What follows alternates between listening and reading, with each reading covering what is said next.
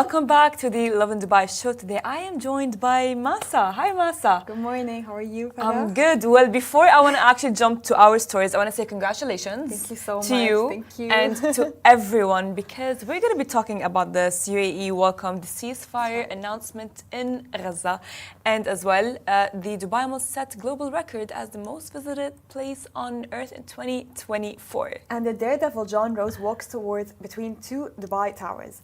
Jwana and LJ's heated confrontation on Dubai Bling brings divided opinions. Well, I want to jump immediately to our first story. I want to congratulate The Palestinians and the Arab world and everyone who actually stood by, voiced their opinions, spoke about it. And yeah, yesterday when I vocal. first saw the news, I really teared up. I was so happy. I couldn't sleep. I stayed awake till 2 a.m. There was something that I've been waiting for. It's been 466 days, and finally they've announced a ceasefire. yes. So the UAE welcomes. This is very exciting. So in light of that, Masa, of course, we know that the UAE supported the Palestinians all over and was against the genocide that was happening. And so UAE welcomed Gaza ceasefire deal. Now the UAE has welcomed the announcement of a ceasefire agreement in Gaza following more than 15 months of intense conflict. His Highness Sheikh Abdullah bin Zayed Al Nahyan, the UAE's Deputy Prime Minister and Minister of Foreign Affairs, expressed his support for the ceasefire and praised the efforts of Qatar, Egypt, and of course the United States in bringing about this agreement.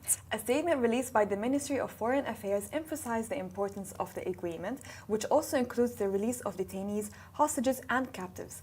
Sheikh Abdullah commended the tireless diplomatic efforts of the State of Qatar, the Arab Republic of Egypt, and the United States, which helped bring the conflicting parties to the table. Now, as well, His Highness stressed the hope that ceasefire would end the suffering and loss of the lives in Gaza, highlighting the urgent need for a lasting solution to the crisis. He also called on both parties to adhere to their commitments under the agreement, ensuring that the anguish of Palestinians, captives, and Israeli hostages is alleviated. Now, this is, I would say, one of the best and the happiest news of 2025. I'm really happy that we're entering 2025 on a good note. Yes.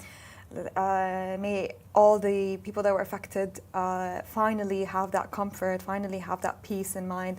Like my favorite video yesterday was when Anas Sharif, when he took off his helmet and his press vest for the first time in 466 days. It really got goosebumps in my body. The pictures of celebrations, the people cheering, the kids jumping around, saying they can finally go back home.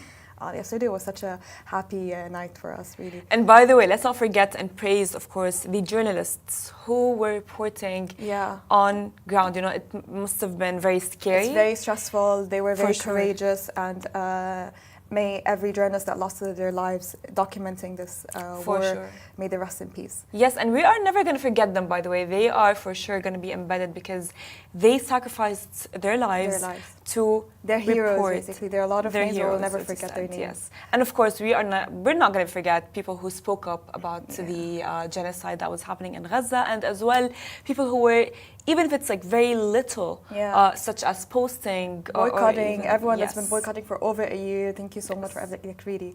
If you were boycotting, good on you. Good on you. Well, let's get a bit closer to home now. The Dubai Mall. Who hasn't been to the Dubai Mall? Now, the Dubai Mall set a global record as the most visited place on earth in 2024.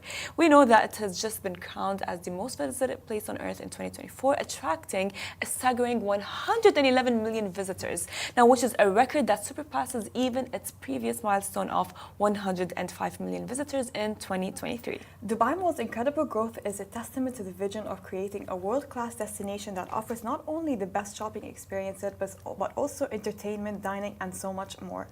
Now as well, the Dubai Mall spans a breathtaking 1.1 million square meters, making it one of the largest shopping malls in the world. Inside, now, and there is over as well 1,200 luxury shopping places. There is like dining experiences and as well attractions that can keep millions returning year after year. This milestone reflects the global appeal of Dubai as a destination for tourists, and we are incredibly excited to continue to set the bar for innovation and excellence in the world of retail and entertainment.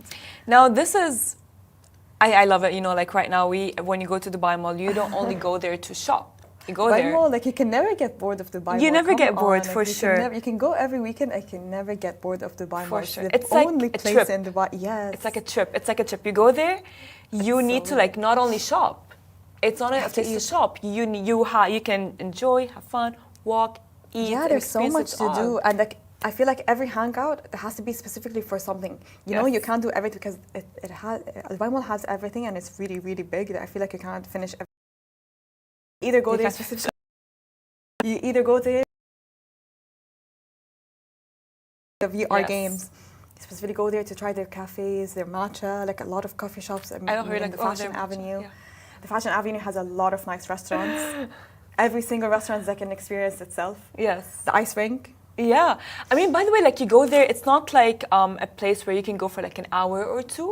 No, you have go to spend there. like half a day. You need to go there like it's like a full-on day. You know what I mean? Like you need to have like, oh, so first we're gonna do that, and then we're gonna do that, and then we're gonna do that. So I think that number does not surprise me, and I would expect even a bigger number for I 20. am part of that number. You are part of that number. We all are. Every restaurant, I can assure that every restaurant is a part of that number. Yeah. Like, So if you haven't been to Dubai Mall, you must have been to Dubai Mall for sure. every resident here has been Exactly.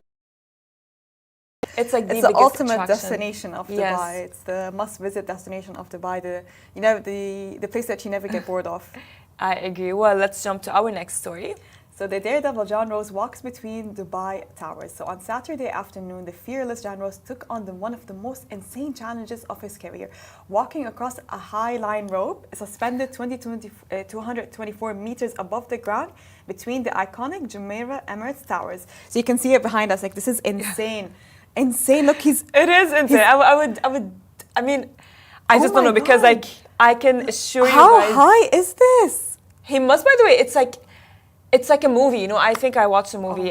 Now, this stunt, which made history as a world-first highline walk, was part of the 1 billion followers summit hosted by Red Bull. Now, this is, by the way, like now we know that Roose is a 3-time world champion slackliner, has built a reputation for pushing the limits of his sport, and this latest achievement is no exception. Clearly, it's not So an with the exception. stunning Dubai skyline beneath him and the crowd cheering him on, you can hear it like literally from the video. I would freak out. Oh I would my freak God. out. I would freak out.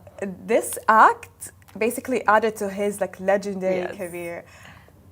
For How sure. does this man not have? Is he not scared of heights? I don't think He does not have fear of heights. I don't think so because, like, you know what, Masa? I believe this is that, you know, like, crazy. I think that And the he's doing, adrenaline. and he's doing like backflips. What's happening? How is he standing upside down? I think Oh that my this God. is a sport that maybe pushes his adrenaline in a way. Not everyone. Yeah, can it's do not for this. everyone. It's This not is why. everyone's cup of This tea. is why he's legendary for Yeah, this. This is why his for name is sure. remembered because not everyone can do this. For me, this is. I'm scared of heights. You can't. Oh my God! Look how high this is, and I feel like we missed out a lot on 1 billion summit because a lot of Yes. things happened. Did you see the robots? Of course I did. It's freaking me out because it's like at this point, I feel like at this point we are going to be living in a world where we are going to be accepting robots. Yeah, I wish I went to 1 billion now. summit. Really, this year looked Yes, insane. it did. It did. Well, next year it's fine. Next year, but I It's- feel we missed this. We missed we the missed, robots. yeah, We missed the concerts. It was a nice event. You know, I've seen a lot of It videos. really and I had was. such a big Yeah, fan. there were a lot of influencers. A lot of good panel speakers yes, also. Exactly. Yeah. And as well. Omar, like his speech, when he's amazing. Honestly, I Yes. watched it over and over, and really, like his speech was on point. I mean, you can just like it's very shocking and it's very inspiring seeing that content creators right now, in this fast-paced era, I would say. Palestia also was there. Who? Palestia also. Oh my was a no, panel yeah, speaker, of course. I mean, Palestia is a big, huge influencer. Yeah. She's very young and she covered everything that was She's happening only in 22, Palestine. yeah. And now she was a panelist at a Of course. 1 billion summit. Who wouldn't want to listen to her story? Because, at such a young age to be she's covering very and sacrificing well-spoken. her life Yeah. with what's happening in genocide in Gaza and the dedication that she had for her country just speaks a lot. It speaks a lot of volume. She was Yes. very well spoken for someone her age. Yes, I agree with you. So hopefully we'll get to attend it next year. But Masa will want to attend it next year. Stick to the videos that we saw online, although I know much more happened. Yes, But for it's sure. okay. You know, there were a lot of influencers. There were a lot of good talk that was happening around, good panelists as well. Something that Abdullah, like our colleague, was telling us yesterday was really funny. He said when he went to Summit, he felt like he was scrolling through Instagram. Yes, because, you know, like, From the amount of influencers. Some people, I know, but, you know, some people might not accept that, but maybe this is, the summit is calling everyone to, for a time to accept social media, that it is controlling our life in a way. It is called 1 billion followers summit. Exactly, so just like accept it, it's fine. But of course, now I want to jump to another segment, another story, that is filled with tea. That you and I, by the way, we're going to be talking about this. Tell us more, Masa. So the Jwana and LJ's heated confrontation on Dubai Bling. Even if you haven't watched season 3, I'm sure you've seen it all over TikTok. I saw the spoiler before I even reached that episode. So Dubai's Bling's 3rd season has finally hit our screens. We've been long waiting for it. So bringing all the drama and the extravagance that we all expect. But in the 4th season, something happened. Tension exploded when Farhana tried to help Jwana and Lujain LJ reconcile, but things took a sharp turn. Well, I'll tell you guys the tea. No, so Jwana accused LJ of going after her ex, which LJ denied, claiming they were just friends. However, LJ later admitted to the camera that she made the move to hurt Jwana because Jwana had gone out with someone LJ liked. Spoiler alert, really sorry. The argument escalated to the point where Jwana stormed off and refused to walk the runway because both of them were supposed to walk the same runway, but Jwana decided to just not walk anymore. Who fired back, LJ fired back after hearing this. She said, she wants to make it sound so bad because she has nothing to say about me. And LJ basically claimed that she was the victim. Look. Okay, we have a lot to talk about this. We were talking about this, by the way, like since yesterday. It even brought up like a personal conversation. I think that as a girl, if you are, you should be a girl's girl. Like anyone's ex. Eve, and then I remember as well. Like, oh yeah, they were not together. Oh my God! It's like I'm sorry. This is not okay. Especially this is not since okay. The background and everything that Jwana said, like it was not. Let's say it wasn't like a good, like a, let's say a collective decision between Jwana and her husband. No, something happened between them. Betrayal, cheating happened. So Jwana is already really hurt. Yeah. From her husband, and for her friend. Who saw her go through all this pain, who saw her like suffering and trying to get over him and everything, for her best friend to go and do that to her, I can understand the frustration. But at the same time, I still didn't reach the 5th episode. I still want to see what LJ has to say. Is it really true that Jwana went out with her LJ's crush, because I saw that LJ was like she liked someone and then Jwana went after him. But Farhana even mentioned that they went out as friends, like as a group, and he was there. Like it wasn't like a date. I mean, look, I'll say something. No matter what, let's say she went out after the guy that you like, right? I think as a woman, your value lies with the boundaries that you put, and you cross your own boundary when you go out with your best friends or your friends even ex. You know what I mean? Is cross the line, especially since her ex-husband cheated on her. Yes, and it's not so like you're adding more pain. For sure, it's not like it's not like a crush. You know what I mean? It's like a husband. You know, they for sure lived together. They shared a life together. So, and you are a best friend who saw your other best friend go through the pain and the hurt because cheating is really difficult. It is difficult. It's actually a betrayal. So I think whether LJ was hurt by Jwana, okay, maybe because they did claim that Jwana went out, he was there as part of friends, as a friend group. It wasn't like a date. But I understand Jwana's perspective. I understand Jwana's frustration because she came to you and when she was really hurt, when she was feeling down and her worst, she was in her worst place in her life, she came to you for comfort, for help, for everything, for support. Yes. So you betray the support. That is because true. you wanted to hurt her on purpose. And LJ did admit to It was on Farhana that purpose. was on purpose. On purpose. So I think, I'm not going to comment more on that, but I think take people's feelings into consideration For when sure. taking actions. Really take people's feelings into consideration.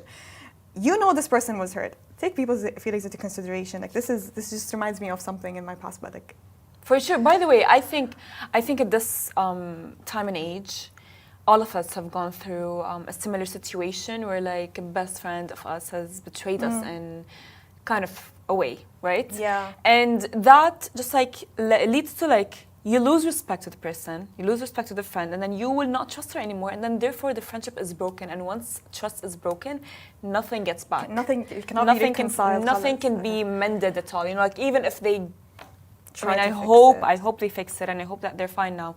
But even if LJ, or I mean, Jwana forgives LJ, I don't think that it would be the same anymore. There will still be like, okay, There's a like bit tension, going yeah. on, you know? I feel like I feel like for a friendship to work, Yes. between a girl group friendship to work, keep the men out of your friendship. And by the way, just like the love men yourself. you pursue, keep it for yourself. The men just you like- pursue, I'm going to repeat the men you Yes, pursue, the men you pursue, just keep it for yourself. Yes, Do for not sure. tell anyone about the men you're pursuing. No, it's not only that. It's like I feel like it's Well, as soon as like it I don't know, and I feel like it creates a lot of problems because not everyone is sane. Really keep the men out of girls' friendships because we as women, like girl friendships are so nice. I Look. love girl friendships. They mean so much to me. for sure. It's the most important thing in my whole life. And this is what I do with my girl friendships. We keep the men out of our girl friend group. I kind is of what we do. disagree with that a bit because, like, in a way, if I have a best friend that is a girl, if I will have to not tell her about my partner, then that is a red flag. I That's should true. be able to tell her, like, hey, he's this, he's that. I'm hurt. He said that to me. Yeah. You know, and we should be able to have a conversation without me worrying that she will be going after the man because then that is a problem that lies within her.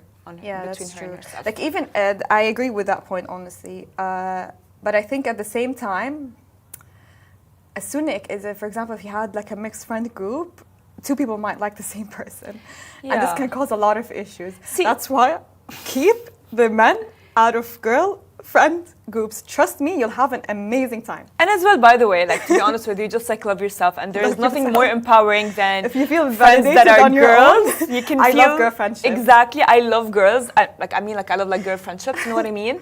They're my favorite And things. Sarah, 'cause we're literally, very supportive. they We're empower really, you. We can, you They can, I empower can come you. to you. I can rant for hours. I can vent to you for hours. And you wouldn't judge. You wouldn't judge. You wouldn't judge. You know what I mean? Yeah. It's like we are like men are practical. That is true, but women.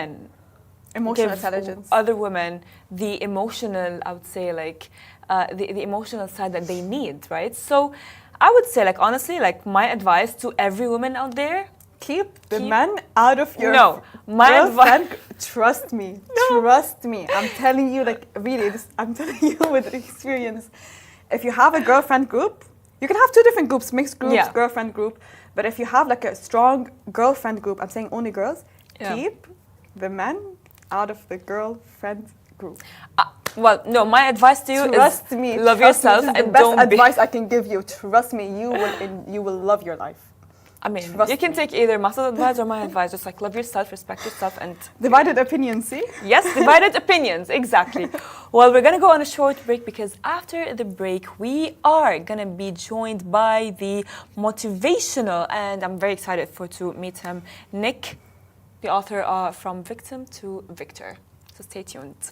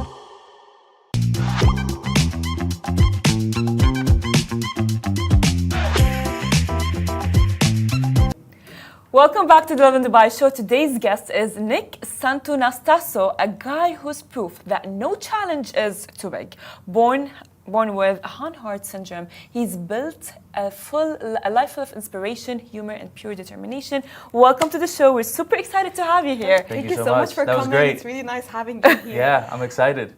So, a lot of people may not be familiar with the syndrome and not be familiar with you. Of course. So, what is living with Hanhart syndrome has taught you? What has it taught you? Yeah, so for those that don't know me, I was the 12th baby in medical history that they've ever seen this happen to. And basically, kids or babies with Hanhart syndrome are either born with undeveloped limbs or undeveloped organs. So I had about a 30% chance to live, and my parents went forth with that pregnancy. When I was born, the doctors did tests on my organs, and my organs came back 100% healthy, and the only thing that was affected were my limbs. So born with no legs, one arm, and the most handsome man with no legs, one arm. So that's what Hanhart syndrome does to you. But that is the syndrome, and I am living on the bonus round of life, right? So everything is additional for me. I'm not really supposed to be here, so I'm just enjoying every day. Growing up with the syndrome for sure must have been difficult and accepting it and everything, but were you like always confident as a gift, or did you develop it as you grew older? It's a great question. Definitely not always confident. This is a work in progress, and I'm glad you get to meet the best version of Nick. But when I got into middle school and high school, I think the kids are the most judgmental during those times, and kids are a lot of bullying. It's a tough time, regardless of legs, arms. Like everybody had some sort of hard time during that, and so there was name calling and teasing others. And what's pretty interesting is most of our beliefs aren't even ours. We pick them up from someone else. And so maybe one day someone told you that you weren't attractive and you started to believe it, or maybe a teacher said like, hey, maybe you're not that smart, and you started to believe that. And so there was a specific moment for me where a girl had mentioned to me that I don't even have to make fun of you, you're already too messed up anyway. And that was around 14. That was around 14 years old. And I started to develop belief that I was unattractive, I'll never have a girlfriend, I'll never have a wife. And so, but that pain was the leverage in order for me to change, right? Humans, we either change for two reasons, pain or pleasure. And so I experienced a lot of pain, and that forced me to become all the things that you see I'm doing today, right? That pain of not feeling loved, I figured if I built big things, I'd finally be loved. And I don't know if that's sustainable, but that was how most of my success came. I'm sorry you went through all of that. I really am. Crazy. People, especially people in middle school, are so cruel. Yes. They're really cruel. We have our own stories. Yes. Of course, we all do, right?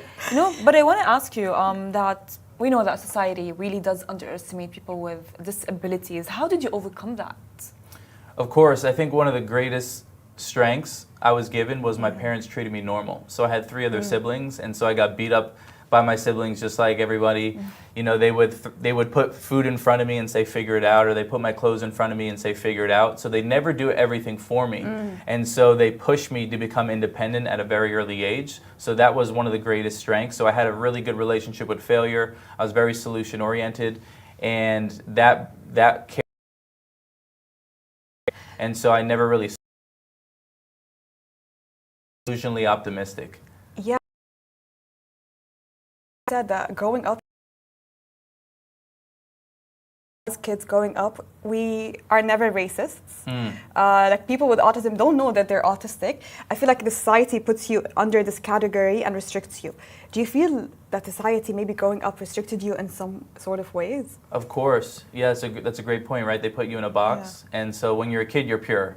Yeah, and you learn everything. You're taught these things. And so, I was taught that, I was different, I was short, I needed extra time on things, and I really broke that by becoming an athlete. When I was 16 years old, this arm was about 5 inches longer than it is now, and it was very sensitive. I couldn't do activities with it. I actually made the decision to amputate that arm to become a wrestler. When I became a wrestler, my identity started to shift. I was labeled as an athlete. I was with the boys, and that's when the confidence started to spiral. But it all started by me just pushing the boundaries and not wanting to be last pick, but really push to be the best in what I do. And not be looked at as different, basically. Yeah.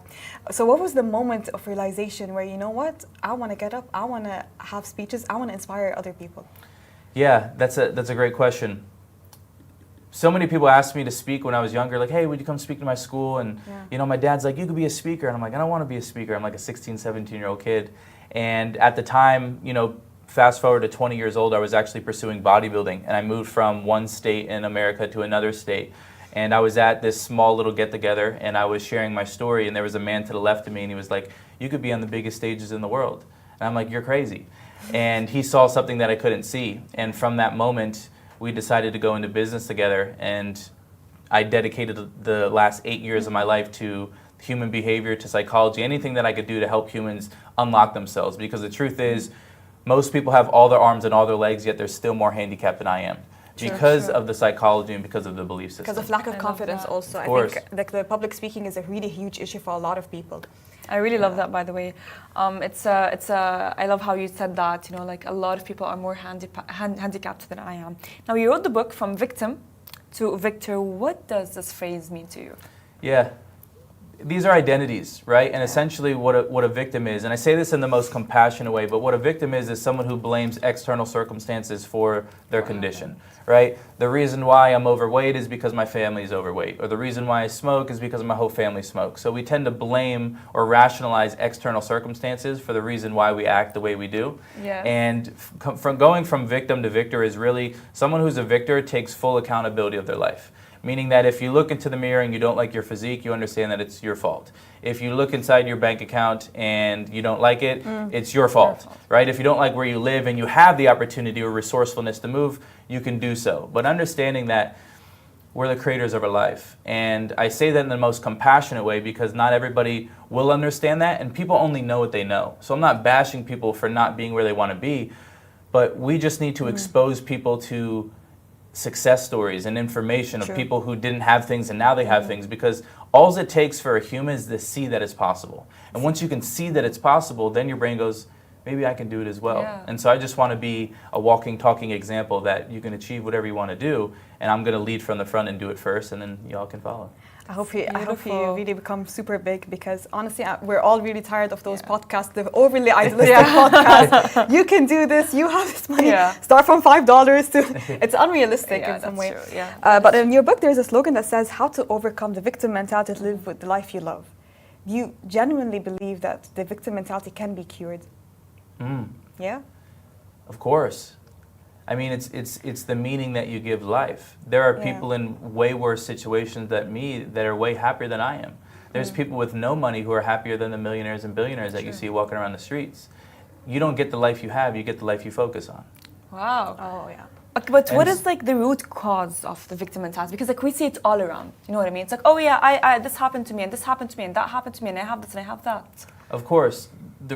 I don't know if there's one root cause, but oftentimes most is caught, not taught, meaning that you grew up in a place where people complained a lot. So you just became a complainer. You don't even know you're a complainer.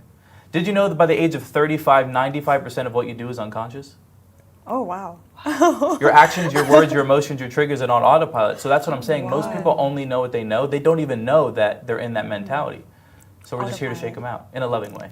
And so would you say like your environment and how you grow up can affect your mentality, basically? Of course. There's three massively important things that you can control, which will change the quality of your life. The first one is your focus. I've already mentioned that. What you focus on, you get more of. What you focus on, you feel. And what you focus on is your life. The second thing is the content that you consume. If your Instagram feed is full of negativity, you become negative. Yeah, the algorithm basically. Of course. And the third and final thing is the people that you surround yourself with. And usually that's the most difficult, because sometimes it's your closest family and friends that don't understand your goals and your visions, and you don't like that. And so you don't need to cut these people off, you just need to love some people from afar. But those are the three most important things that if you can dial in those, your life will change forever. And I feel like a lot of people, they love to be in the victim mentality. They never want to leave it. They have this. They love to complain. They're always at every story. They have to be the victim. But what is the most important tip would you give to those people to try to get out of that mentality? The people that want to change, or maybe they didn't notice it in themselves. Of course. How can they realize that? Oh, okay, people around you are really annoyed by their constant complaining, and you complain because you're not happy with your life, but you're not doing anything to change it. So what's one step that someone should take to try to put an end to that? The golden question of what need am I meeting by playing victim? And what that means is most people complain because that's their way to get connection. Yeah, people relatable. Wow, that is being relatable. Most people complain because they get attention. Maybe they've never felt seen before, and the only way they know how to meet that need is to complain. So I have some compassion and empathy for them. But the question becomes, how can I meet that need in an empowering way?